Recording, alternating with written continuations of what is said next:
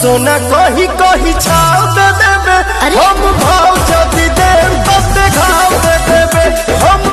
एकदम बवाल रील्स। जी हाँ दोस्तों, सोना सिंह जो कि आप लोग जानते होंगे, सोना सिंह जो कि पवन सिंह के साथ नज़र मिलाओ बबुआन से हाल फिलहाल में देवी गीत इनका आया हुआ था, जो कि एक अच्छी सिंगर है, अच्छी गाने करती है।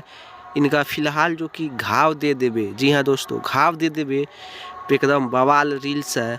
आ सॉन्ग तो बवाल हैया है। बाबू सोना कही कही छाव दे देबे हम दिल दे दब जदी तक शायद घाव दे देबे। तो शायद ऐसा ही सॉन्ग है। गाना काफ़ी ज़्यादा बज रहा है, चल रहा है, और ये रील्स भी काफ़ी अच्छी है।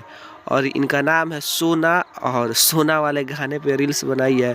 यदि आपको ये रील्स पसंद आई हो, न्यूज़ पसंद आई है, तो चैनल को सब्सक्राइब ज़रूर कर लीजिएगा।